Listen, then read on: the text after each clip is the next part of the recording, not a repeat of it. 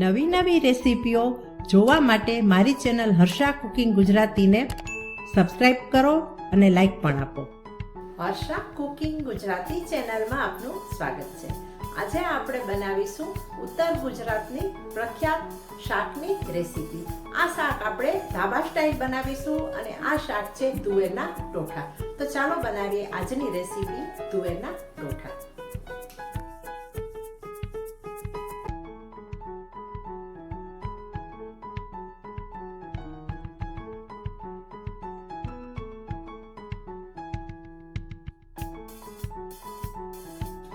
તુવેરના ટોઠા બનાવવા માટે અહીં મેં સૂકી તુવેરને 12 કલાક પહેલાં પલાળી દીધી હતી. જોઈ શકાય છે એકદમ સારી રીતે પલળી ગઈ છે. હવે આ પલાળેલું પાણી આપણે કાઢી અને કુકરમાં સૌ પહેલાં બાફી લઈએ. અહીં કુકર લીધું છે અને તેમાં પાણી એડ કર્યું છે. હવે આપણે પલળેલી તુવેરને એડ કરી દઈએ.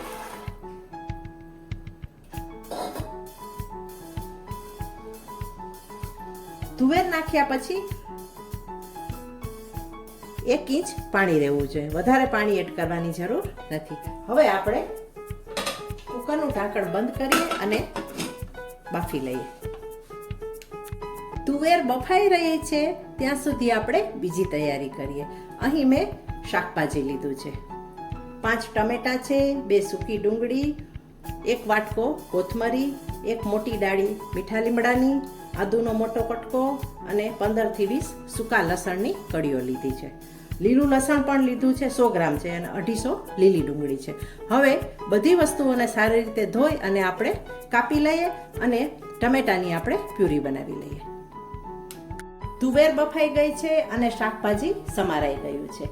ટમેટાની પ્યુરી પણ થઈ ગઈ છે અને હવે આપણે કડાઈમાં તેલ મૂકેલું છે. આ શાકમાં તેલ ખૂબ વધારે જોઈએ. જોઈ શકાય છે મેં લગભગ 200 ગ્રામથી ઉપર તેલ મૂકેલું છે. તમારી જેવી ચોઈસ, તમારા ઘરમાં જે રીતે તેલ વધારે ઓછું ખવાતું હોય તે પ્રમાણે તમે નાખી શકો છો. પણ આ તુવેરના ઠોઠામાં થોડું તેલ ચડિયાતું હોય છે, જેથી મેં તેલ વધારે નાખેલું છે. હવે આપણે ઉમેરી દઈએ. તેલ ગરમ થાય એટલે 1 ચમચી રાઈ, 1 ચમચી જીરું, 1 ચમચી હિંગ. બધા મસાલા આ રેસીપીમાં ચડિયાતા હોય છે. ત્યાર પછી એડ કરી દઈએ આપણે મીઠા લીમડાના પાન,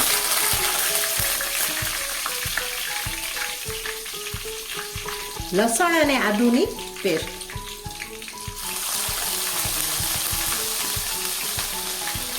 બધું આપણે સારી રીતે મિક્સ કરીએ.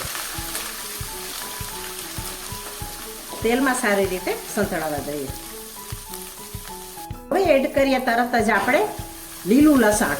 લીલું લસણ તો ખૂબ વધારે હોય છે અને સૂકી ડુંગળી અને લીલી ડુંગળી બધું મેં બારીક ચોપ કરી લીધું છે.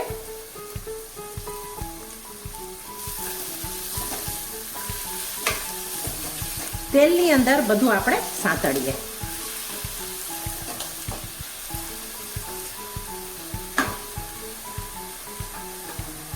તેલની અંદર વઘારમાં લીલું લસણ, લીલી ડુંગળી, સૂકું લસણ, સૂકી ડુંગળી, આદુ વગેરે એકદમ સારી રીતે સંતળાઈ ગયું છે. હવે આપણે એડ કરીએ સૂકા મસાલા. હળદર, કાશ્મીરી મરચાંની ભૂકી, ગરમ મસાલો, ધાણા જીરું અને શેકેલું જીરું. કાશ્મીરી મરચાંની ભૂકી મેં 2 ચમચા લીધી છે, 4 ચમચા ધાણા જીરું, 1 ચમચો ગરમ મસાલો અને 1 ચમચો હળદર.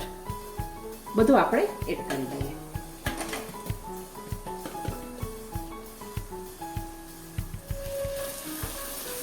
સૂકા મસાલાને પણ આ લીલા શાક સાથે આપણે મિક્સ કરીએ.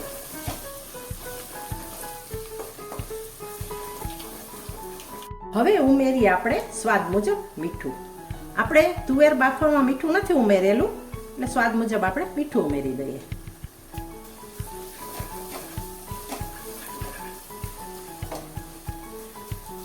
સૂકા મસાલા પણ સારી રીતે સંતળાઈ ગયા છે. હવે આપણે એડ કરી દઈએ ટામેટાની પ્યુરી.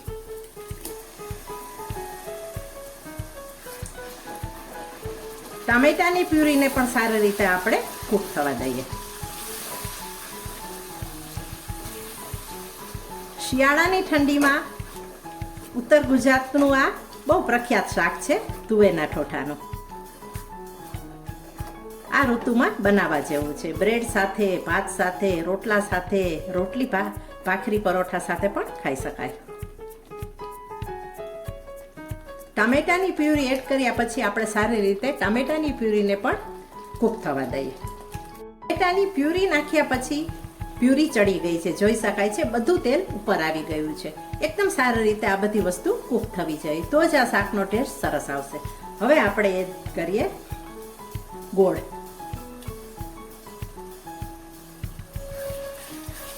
ગોળ એડ કર્યા પછી આપણે ગોળને પણ મિક્સ કરી લઈએ. મસાલા તમારી ચોઈસ અનુસાર વધારે ઓછા પણ કરી શકાય છે. આપણે અહીં ઉત્તર ગુજરાતના ઢાબાઓમાં મળે છે એ પ્રકારે જ આ શાક બનાવ્યું છે, પણ ચોઈસ અનુસાર મસાલા પણ વધારે ઓછા કરી શકાય આપણે. હવે ઉમેરી દઈએ આપણે ચણાના લોટનું ઘોલ. મેં 1 ટેબલ સ્પૂન ચણાનો લોટ લઈ અને પાણીમાં મિક્સ કરી લીધું છે. હવે આપણે એડ કરી દઈએ તેમ.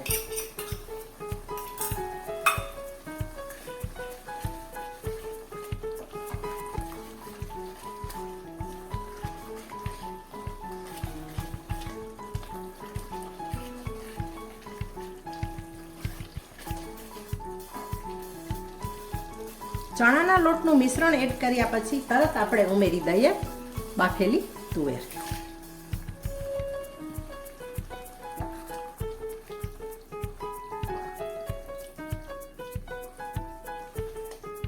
તુવેરને આપણે મસાલા અને તેલ સાથે મિક્સ થાય ત્યાં સુધી કૂક કરીએ.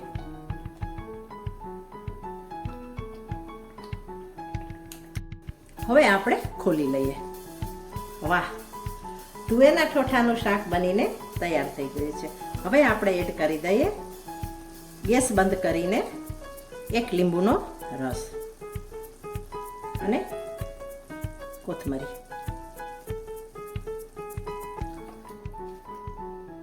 જોતા જ ખાવાનું મન થઈ જાય તેવું તુવેરના ઠોઠાનું શાક તૈયાર છે. હવે આપણે સર્વિંગ કરીશું.